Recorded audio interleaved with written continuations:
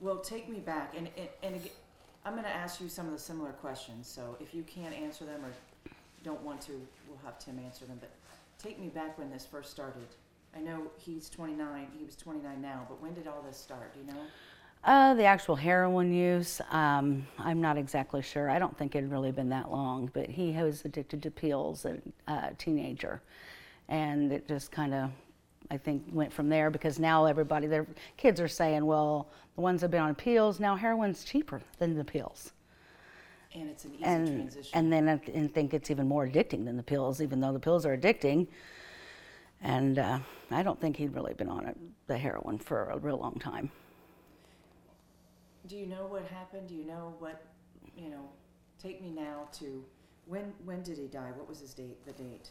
It was... January 30th? Yes. 30th. Okay. But it was Friday night that he'd taken off, so there's a time. Take me through that time. I wasn't there, so Take me through the phone call. Did you get a phone call? Yes, we got a phone call.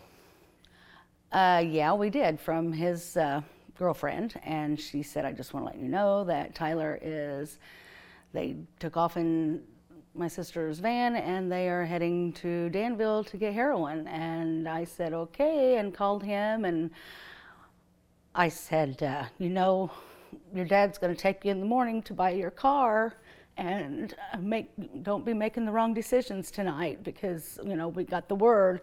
And he was like, oh, well, she don't know what she's talking about.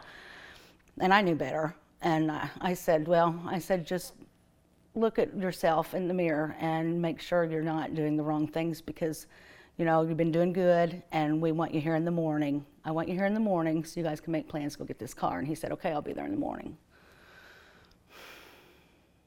And then he wasn't. Yeah.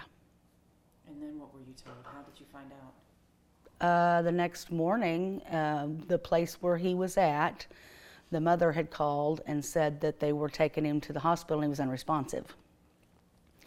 So I wake him up and say, well, we had a little hope, we had hope the whole way there, even though it was,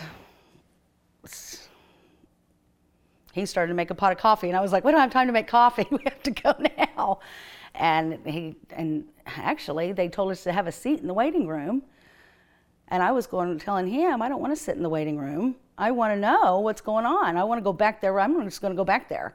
And then officers came out and started asking us questions. And I was like, hey, is he alive back there or dead? And they was like, well, he's dead, right in front of people and the receptionist. And it was kind of... In person? Yeah. So that's when we found out. And then, we had to go identify him. And you told me on the phone it's a mixture of sadness and pissed off. Yeah. Yeah, that's it. 1 minute you're crying, 1 minute you think you're going to see him walk in the door, and then the next minute you want to strangle him. Because you've been through a lot. You want to choke him, you want to hit him, but he's not there to do it. So, he knows how we feel. We've felt like this for years. Actually, it's been like about 2 years. A tough 2 years? Off and on, that we've dealt with this part of his addiction, the heroin. He's been in and out of jail, rehab. Tell me about that system. Yeah, he's been out of jail numerous times for violence and heroin, and then he's done counseling, and he went to rehab. His son was put in the system and went to rehab and got clean and got a good job and had money saved. But Tim describes it, it was a roller coaster the whole time with the pills, even when he first came, because he was with his mother for years. He came and lived with us when 17, and he was already addicted to the pills. And it was like his dad said, a roller coaster from there with him.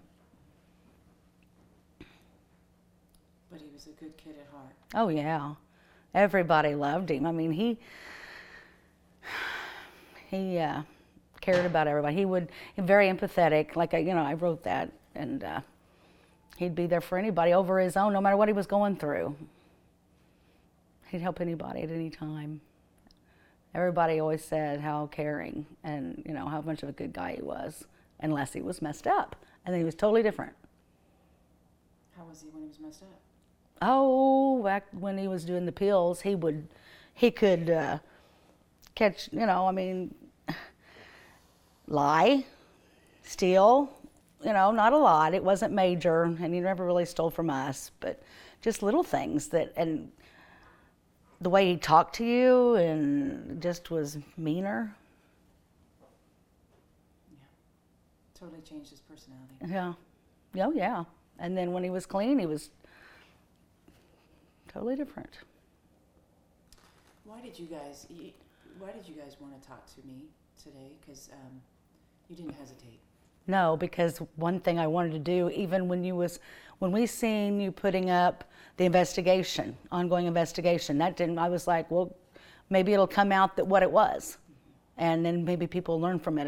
I'm glad they're putting it up, so people ask more questions. What happened? Well, it was heroin, and it's becoming a terrible epidemic, and I'm going to do anything for the next person not to go there. You don't want them to have to go through what you're going through? And parents, no. No, it's really sad, no.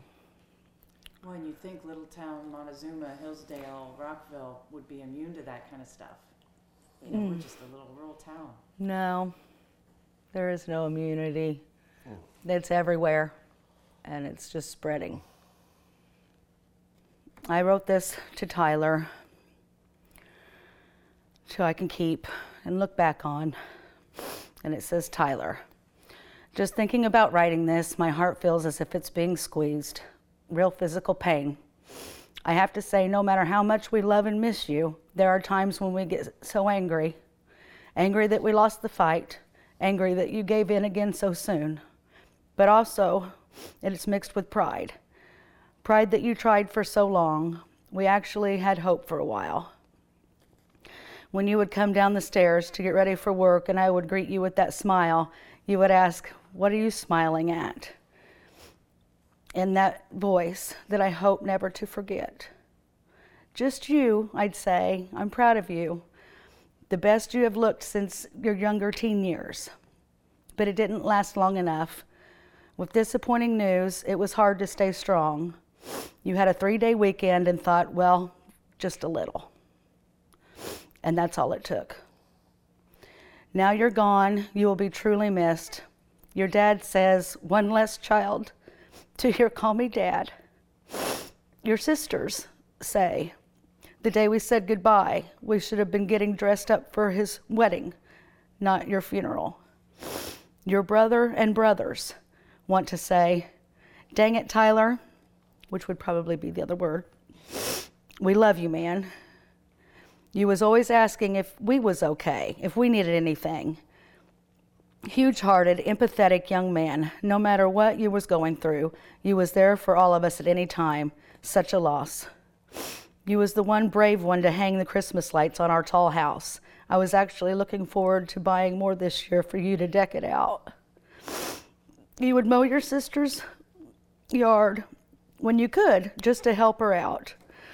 Always had a hug for family and close friends.